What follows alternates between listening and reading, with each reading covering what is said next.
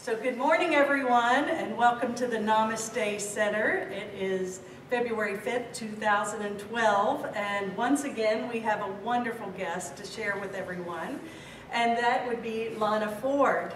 And Lana has an amazing background in healing and actually academia. I mean, you were definitely in the midst of working in teaching in college and administrative work, and then all of a sudden became interested in the healing arts at a different level. So she has not only devoted her life to this, but has also created wonderful programs to help us all reduce stress, to live better, and to work from a different framework, maybe than Western medicine has taught us in the past. So as we all want to explore new ideas, you know, really that work, this is the woman here who can really share with us some wonderful ideas and things that she has shared with so many people and how they've affected people's lives for the best.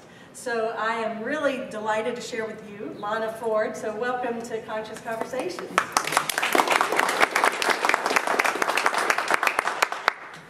So I'm going to let you tell us a little bit of your background here because it's very interesting. Okay. I started out as a nice occupational therapist. I wanted to work with kids, and I did work in pediatrics for a while. I worked with some severely and profoundly handicapped kids who were, in fact, some of my very best teachers because they tended to relate to the world not through language. I worked mostly with nonverbal, non-ambulatory children. And they became great teachers about how do you connect when you don't have a point of movement? How do you connect when you don't have a point of language? How do you connect when you don't even make sustained eye contact? How do you begin to define who you are in a body when you've never had food in your mouth and you've had a feeding tube in your entire life? Fabulous teachers. Because one of the first lessons that I learned from some of those retarded children is I had been teaching, then I went back into, I had a federal grant to do research with those kids. And I knew that the grant was about to expire. I was having some challenges communicating with the director of the grant about the need to continue it. And we had a bit of a confrontation. Confrontations, I look at them differently now than I used to when I was 20. Because when I was 20 and someone would confront me, my default program was to cry. I'm not saying it's not still there, but at least I most of the time catch it. So I remember, thank you, Bill. I remember going to the center one morning and crying. And my boss never asked me how I was doing. None of the nursing staff even made comments about, is the program going to continue or not continue? The person who reached out and held my hand and brushed away my tears was a person called Beverly. She had never spoken, she had never walked, she had never had food in her mouth. So that began being aware of there are other ways that we connect with each other. And I began to look at, I thought I knew about how the brain worked, and that was before we had that wonderful term called neuroplasticity. And then I had some of my own interesting challenges. I don't need to tell you the labels that the medical community gave me. But I will share with you that I had an experience of sitting in a chair, getting ready to go to a party. And as I sat there, I began having this very strange experience, and all of the things that I thought were composed of matter began to change. and all I could see was the most incredible energy. The walls were vibrating. The woodwork around the door was moving. Nothing was solid. I could sit there and in this expanded state, or whatever you want to call it, I could be looking at my son sleeping in his crib upstairs. So in this expanded state of consciousness, which I now know was a gift graced to me, I begin thinking, what in the world is this? And then the world as I knew it out there just kind of disappeared. It switched from color to black and white, and then it was like looking at the negative, so that all the white was black and the black was white.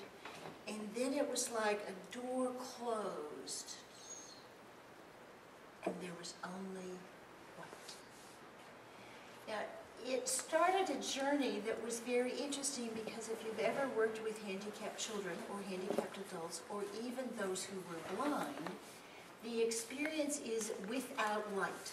So you don't have the light coming into the eye that reflects off of the surface and can show you what objects are. My experience was all light in here.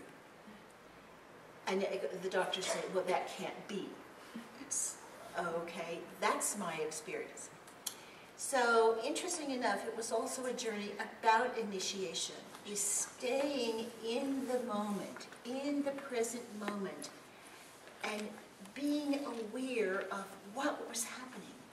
So I continued to teach. I was teaching at University of Kansas, and I got so I could go into a classroom and I could tell who was there and who was not there by the way the energy felt in the room. And part of the whole initiation was also to tune into the language that people were speaking, because very often when they would ask a question, it was like listening on some other level. It's a little hard to put this experience into words, but sometimes they were not asking a question of content that I was teaching. They were really wanting to say, how are you? We know you're having some kind of feeling or some kind of experience that is going on. So I got to the point where I could hear the multiple conversations in my head at the same time and communicate out of that space, that I could answer the question and say, and I hear you asking at the level out of our connection with each other. And I appreciate your being aware of that. And I appreciate that it even feels, as a student college professor, kind of a strange dialogue to be having in 1970 with your students who don't know how to communicate in some other way. So that was kind of a beginning of a very interesting journey. I had the wonderful experience of having that experience extend almost 2 years. And I've learned how to do things like diaper my 18-month-old son without any sight, and not poke him and poke me in the process. As the universe gifts itself to us and we look at the patterns and the interconnections. Prior to having the experience that I was having, I had just taught a course in the occupational therapy department on blind rehab. So I knew how to do cooking even when I couldn't see. I knew how to rearrange my house. I knew how to color code my closet, so that the gifting was, isn't it interesting, the universe would say, well, she can teach this course, and then she can have this experience, and we'll see if she's learned anything. So as I began to move into that experience, one of the things that I learned is to be present with the moment. And remember this, well, for me, I can't say remember because I didn't tell you all the details, but for me, this was in 1972. So we don't have any information about the mind-body connection. Nobody is talking about energy fields. We're not even talking about intuitive processing as a part of clinical reasoning. We're not talking, chakras hadn't been invented or reinvented. So it's like having this experience that I can't really tell people about because I kept thinking they're going to lock me up. I mean, I should be feeling afraid. And that wasn't my experience. I was absolutely fascinated. Fascinated to the point where, you know, there were other things, dynamics that changed in my family. But I began to get this sense of if we stay in the experience without a label, and we begin to look at how was this particular situation set up for my own empowerment, my own revelation, my own self-discovery. Because as soon as we put a label on something, then we begin to interact with it, and we draw to us the experiences that are associated with the label. So if I say I have high blood pressure, there is enough now in the day and age that we live in where everybody who has access to a computer can go in and talk to Mr. Google and type in high blood pressure. And collectively, we know what it is. So when we are given that label, through our connection with collective consciousness, we begin to interact with it. We begin to think about it. As we think about it, it enters into our field, which is it's a toroidal field. It's like standing in the middle of a giant donut. And our thoughts kind of go out and they come back to us. So we attract or repel experiences according to the labels that we put on our life experiences. And pretty soon your body, that is this wonderful, paying attention, living source, begins to say, oh, your cells are eavesdropping on your thoughts, on your emotions, on the conscious or unconscious dialogue you are having with yourself. And your cells will reflect back to you what it is you're thinking and what it is you're feeling. Absolutely. Very, very well said. Well, see, and I was bragging on Greg Braden earlier. You just made that very good. Thank you. Well, you know, as moving forward, you've created. Well, let's talk about stress in society today, because really that seems to be a place a lot of people are in right now. Okay. If I were to quote statistics, and I really don't like them because most of the things created in our left brain are sort of distorted anyway. The National Department of Health in 2010 said that 95% of all diseases in our body are caused by stress. Now, in the last probably 20 years, the internet was invented in 1992. That started building a global kind of consciousness, a global connection, which if you're a scientist, you love it because you get to find out what the guys are doing in Germany or Switzerland. But we also began to have social media. So in a one line, you get to tweet or Twitter or Facebook your friends around the world. So we start sharing, what do we feel about the economy? What do we feel about the lack of jobs? What do we feel about the lack of control? How do we stay empowered and create conscious community in a world that seems to be changing faster than we can change. So that was kind of how I originally got into some of the sound modalities and light modalities, because I just get so excited about it. If we go back to some of our readings in the scriptures, and they say, in the beginning there was the Word, there was sound, there was vibration. Sound and vibration are what hold together our matter fields. Then it says in the scriptures, let there be light. And it was good. Light we need because light sustains life forms, all life forms, amoebas, viruses, human beings, sunflowers. Light sustains it. So the two prime forces in the universe are light and sound.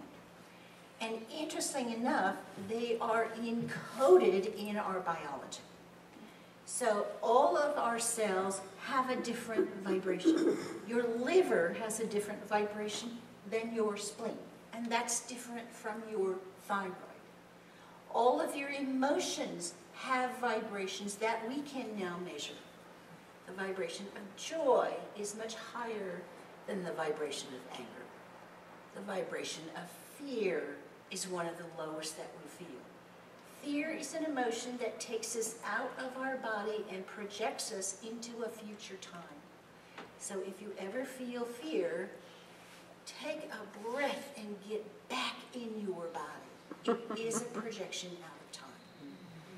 The interesting thing that I find about the physical body is we look at consciousness, thoughts, feelings, how do they all exist in this one sort of structure? Well, we now know that time and space are encoded in our body.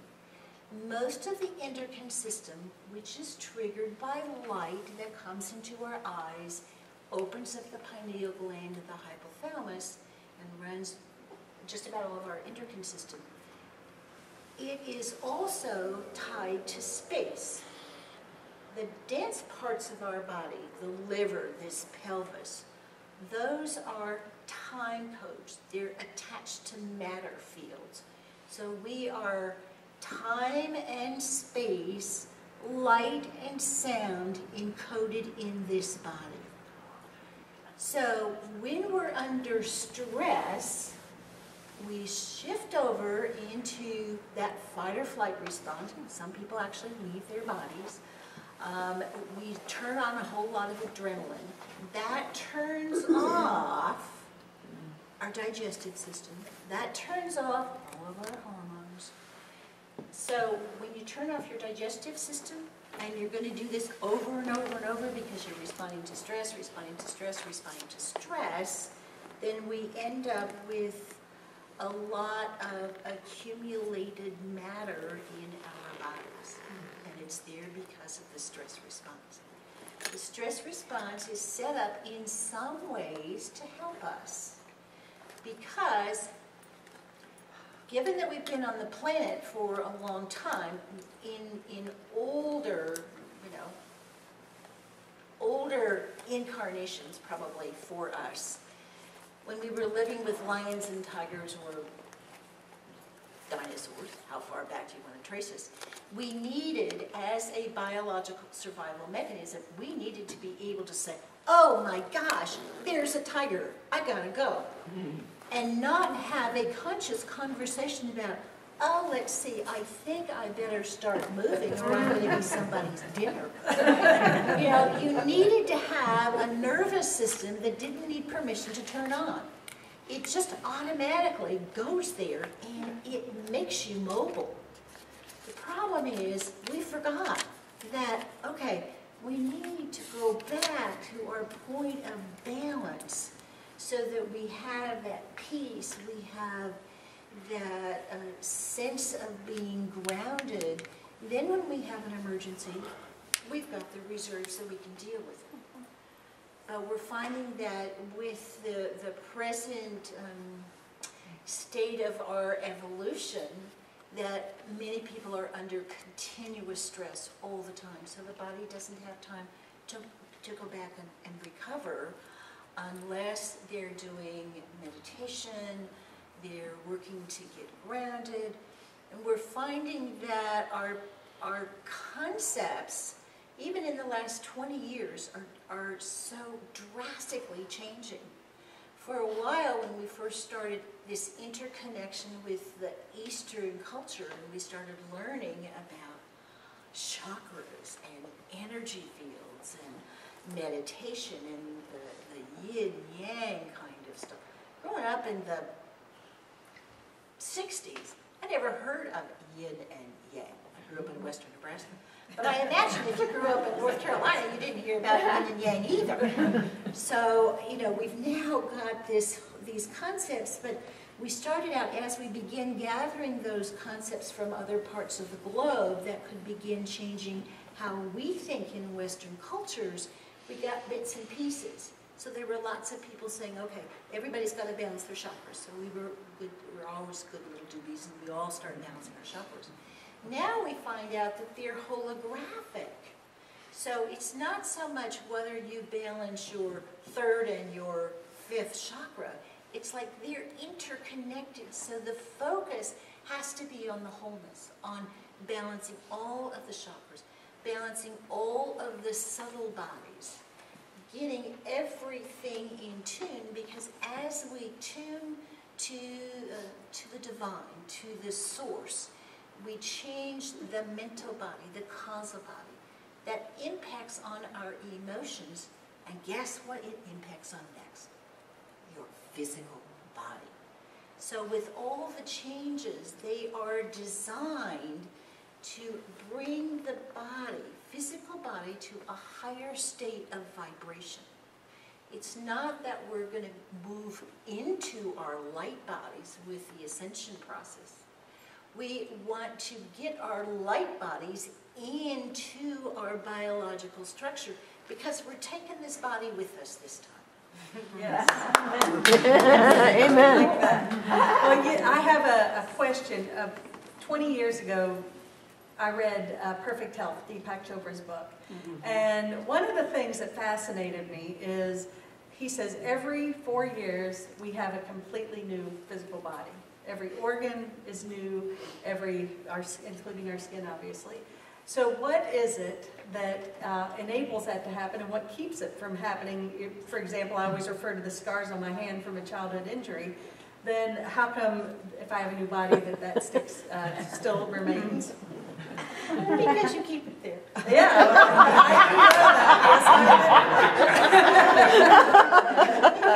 What happens is, yes, all the cells in your liver are going to turn over every 6 months. All the cells in your stomach lining turn over every 6 days. I mean, I could give you the whole map, but yes, you're absolutely right. We're going to do a turnover of all the cells in the body. Now, are you aware when that is happening? Are you having loving conversations with your liver, with your skin, or do you simply notice every once in a while, oh, I still have that scar there?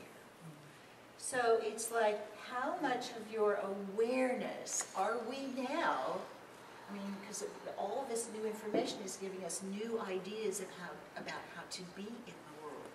So now we're at a place where we need to be, as we take our showers and our baths, we need to be blessing and loving every square inch on this body. We don't need to be looking in the mirror and saying, oh my God, we need to. I mean, the reflection is going to be there, but it's like, we need to be having the loving conversations with the reflection coming back to us. Because as soon as we make judgments about this isn't healing and this is not perfect anymore, then we are separating from our biology, and its deeds, it's just going to do what it does.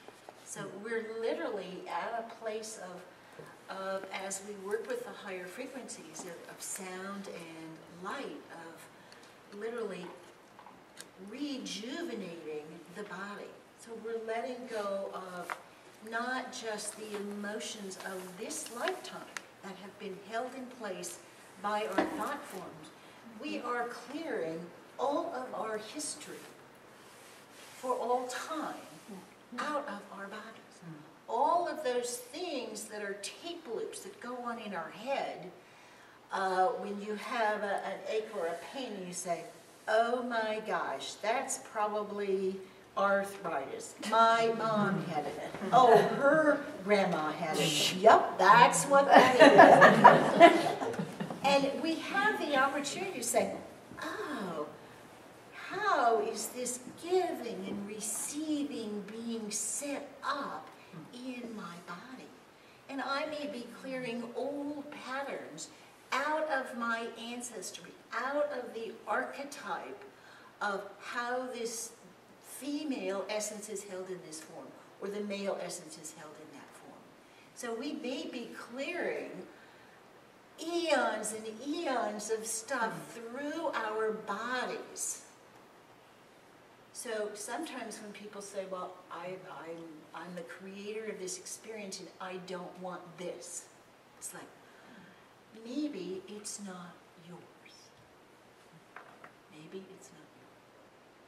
Our bodies are multi-dimensional, vibrating sound and light essences. We use our huggy suit to move around God. Love that. Huggy suit. Yeah, the huggy suit. This is my little huggy suit. Yes. That's better than what my friend Jean calls it, our meat bag.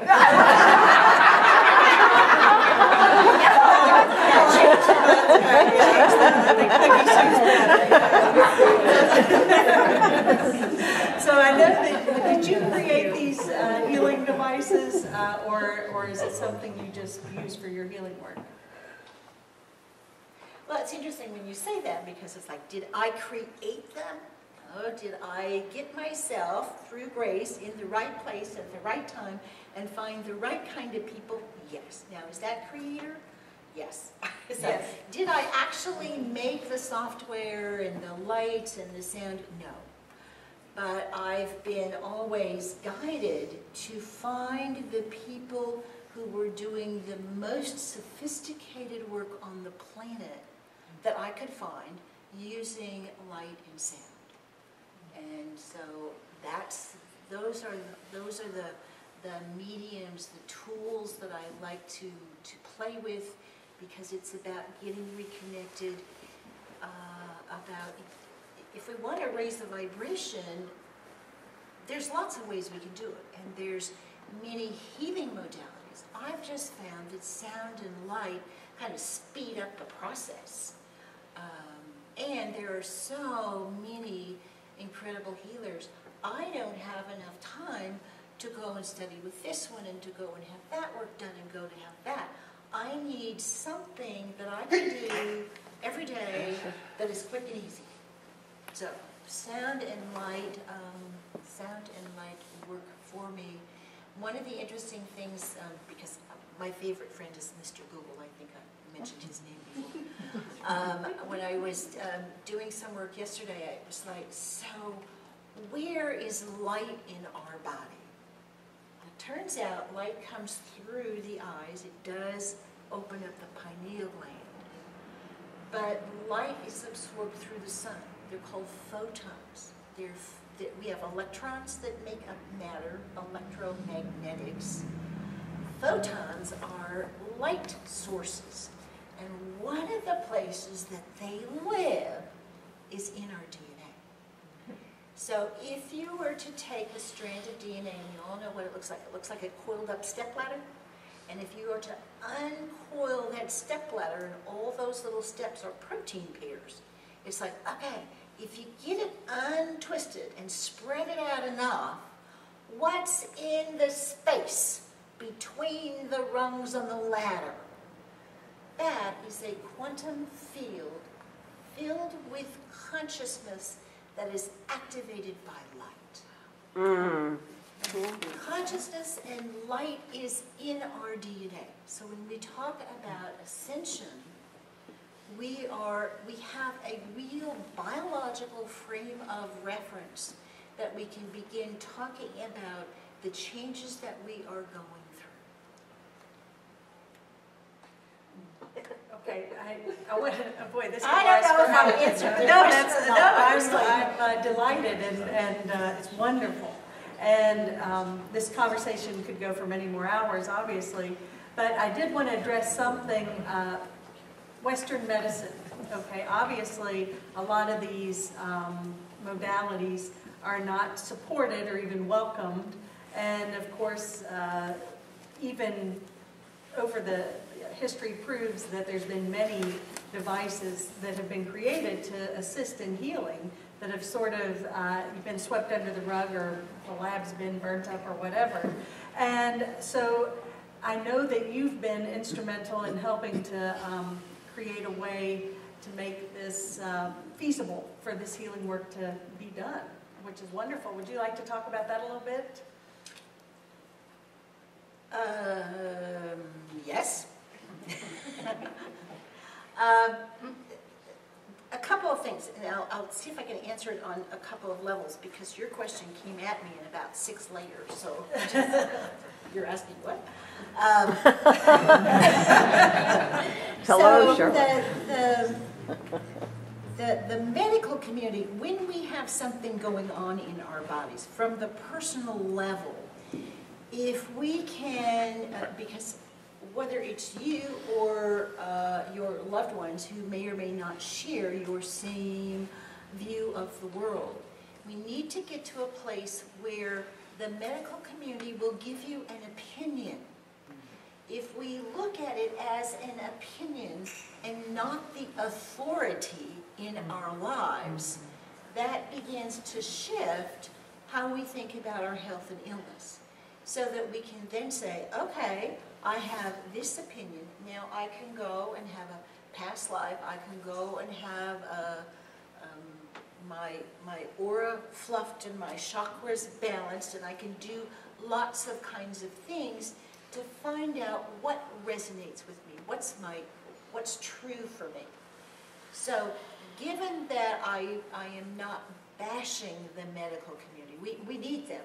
They serve a very important role in acute care. If I have my arm broken and cut, I'm not going to sit around and say, gee, I think I need to manage my energy field. Although I have been with physicians who would do that. There are some very interesting physicians who are moving out of the matter-based particle understanding of the body. So we need to find a way that we don't threaten the medical community, and yet we can do what it is that we want to do with the gifts that have been gifted to us. So I do work with helping people either by referral or by some other mechanism to get licensed and certified through an accredited program so they can do what they love to do. And we're now at a place where, as part of our stress that is happening in this country, is everybody is struggling for a piece of the pie. That also means the medical community. So very often what's happening is people who are doing what they love to do are getting in trouble with licensing boards. And I'll just talk to you very quickly about how this happens. Is, let's say you have a pain someplace in your body, and you make an appointment with someone to have a light and sound session.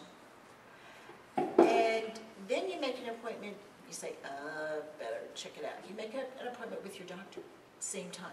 But the light and sound session comes first.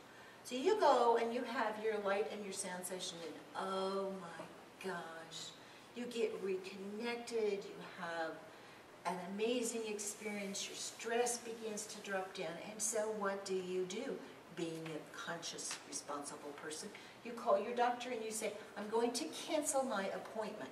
And he says, why are you canceling your appointment? And you say, I had this wonderful light and sound session. Oh yeah? Who did that? What are they doing? Many practitioners, no matter how well-intentioned and loving you are, get in trouble with licensing boards because the doctor calls the licensing board and says, that person is practicing medicine without a license. Because that person, the client can't feel better unless they have the traditional medical model. So again, through Grace, I've been introduced to a number of people who recognized this many years ago, probably 15 years ago, and set up an accredited agency that would then accredit, I work with Natural Therapy Certification Board, so that if you're a Reiki practitioner, if you do holistic touch, if you're a sound practitioner, you can be certified so that you can practice legally, and you can also be licensed. The licensing board I work with is the Federation of Spiritual Healers Licensing Board, because we find that when we use the language that says we are not fixing the body, we are empowering the person to make informed choices, then if we run things under a spiritual healer's license, the FDA can't find us. So it's like, this is interesting how we're needing to play the game of the balance between the light and the dark forces and those that would empower us and would choose to disempower us. It's like, then find a way, be creative, get out of the box, and find a mechanism so that you can do what you need to do. Right, so I like the creative aspect of it, absolutely. So really, don't make excuses, move forth and find a way. Yes, so, well, we could continue on, but I'd like to give you this opportunity to just share any final words with our group, and then we will open up to questions.